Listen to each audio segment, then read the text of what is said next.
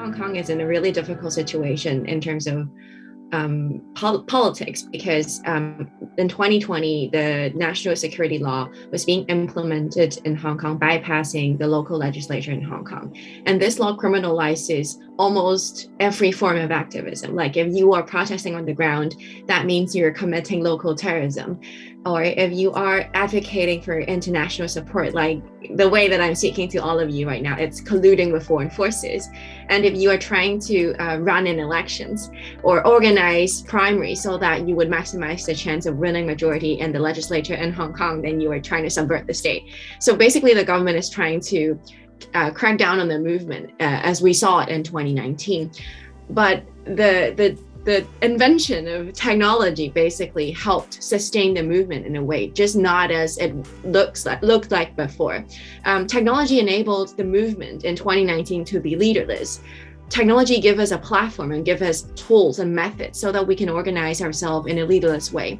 That is, there is no one to tell us what to do.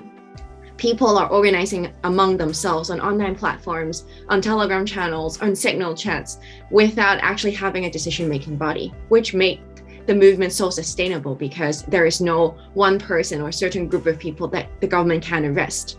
And that will be the end of the movement because we don't have a decision-making body.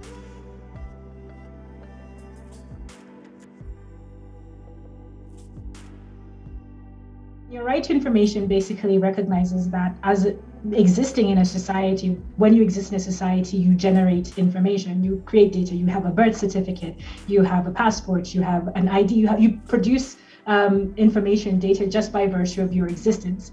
And it's basically saying that you have a right as part of being in that public sphere and being in that conversation to have a it's like a multilateral conversation, that it's not just that you produce information and the government or the corporations take that information and run with it, but you as a citizen, because it's a two-way thing, it's a conversation, have a right to know what information is produced about you, how it is disseminated, how it is processed, what happens to it after you generate it, to demand that it is handled with respect to your rights and your dignity, and to demand that it's processed in a very specific, transparent way so that you can say, well, that information isn't being handled in a way that is respectful to me and etc.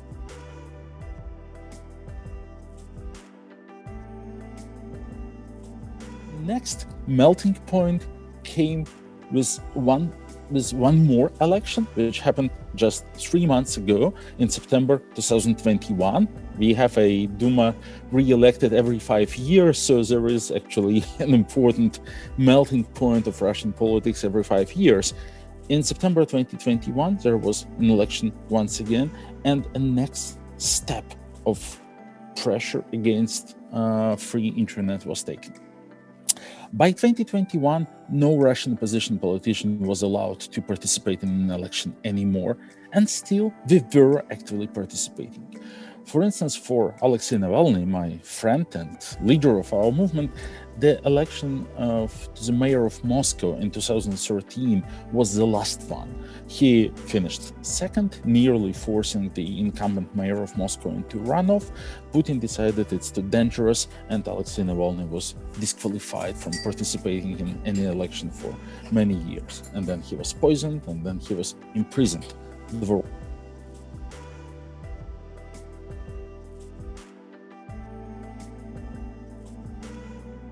So clearly there is a marketplace for information, and there is even a pluralistic marketplace for information.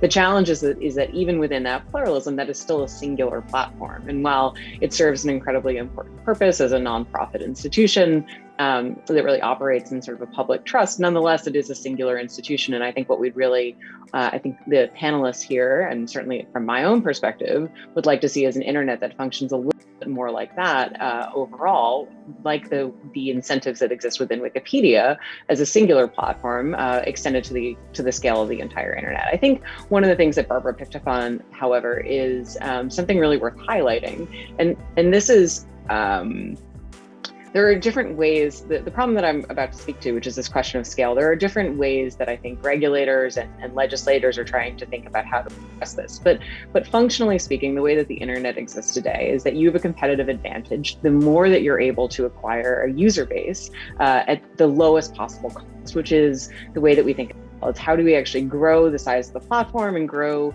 the user base relative to the core product without investing significantly more in order to do so. And what that functionally means is that we're trying to offer sort of the narrowest possible product offering to the largest number of people, which ends up being a really homogenizing experience, both in terms of the sorts of services that are offered, because you don't want to build diversity is expensive, and the content that is offered by the platforms, because the idea is to reduce sort of the overhead and cost of building sort of a differentiated experience for each user.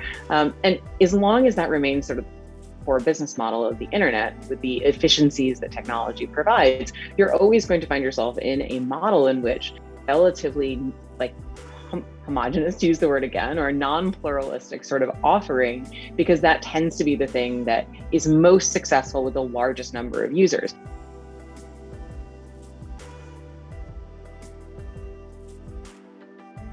I think there are a number of legitimate concerns that need to be addressed so that, in order to enable companies to more freely share data and engage more broadly on transparency.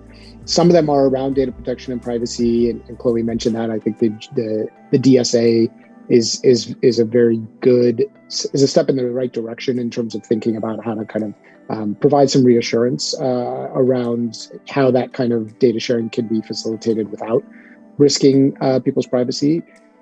There are other concerns, though. Some of them are sort of competitive concerns, right? Not wanting to show too much leg when it comes to sort of the specific systems that a company may use to curate content and to be able to, identify user preferences and user interests. That those things, as Chloe was saying, do go to the core of the business model. And as long as the business model is what it is, and there are very legitimate questions and concerns about that, but as long as it is what it is, there will be sensitivities among companies about sort of sharing that information in a way that their competitors could potentially access.